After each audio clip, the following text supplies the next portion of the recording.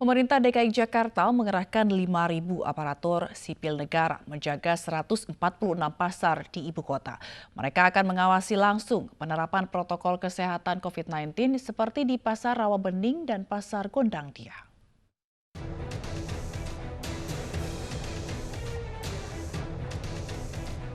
Puluhan aparatur sipil negara bersama TNI dan Satpol PP mengawasi langsung Pasar Rawabening Jatinegara, Jakarta Timur pada Senin pagi.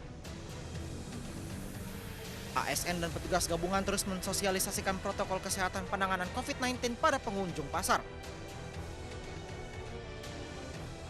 Seluruh pedagang dan pembeli diwajibkan menggunakan masker atau pelindung wajah dan mereka juga diimbau untuk tetap menjaga jarak fisik.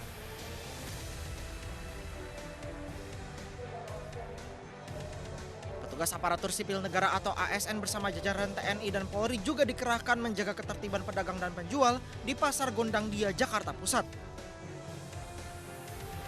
Pengerahan petugas ASN selain fungsi pengawasan juga diharapkan menjadi teladan agar masyarakat lebih menaati protokol kesehatan COVID-19.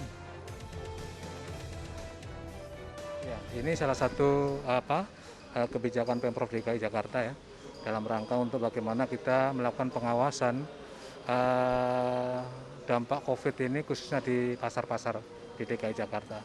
Karena beberapa informasi yang kita terima kan pola penyebaran di pasar ini kan cukup intensif ya, sehingga Pemprov DKI melalui Pak Sekda menugaskan kami dari ASN untuk bisa melaksanakan pengawasan.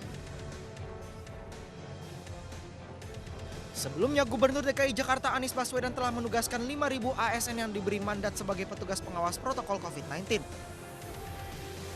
ASN dilibatkan dalam pengawasan agar protokol kesehatan selama 14 hari PSBB transisi bisa lebih dipatuhi oleh masyarakat.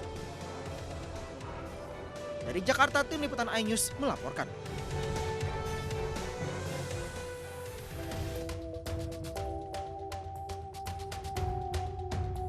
Menjaga jumlah pengunjung pasar maksimal 50% adalah hasil evaluasi dari PSBB transisi fase pertama selama Juni 2020. Bahkan pasar menjadi titik penyebaran COVID-19 di ibu kota. Tercatat 19 pasar ditutup selama fase transisi.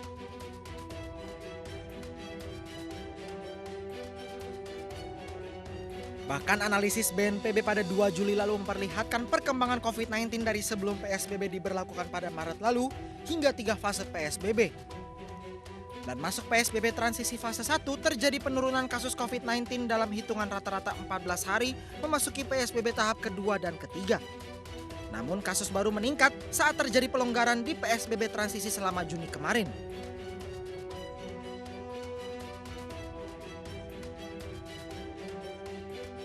Apalagi dari hasil evaluasi PSBB transisi, terjadi penurunan skor untuk indikator fasilitas kesehatan karena sejumlah tenaga medis terpapar COVID-19 sehingga fasilitas kesehatannya ditutup.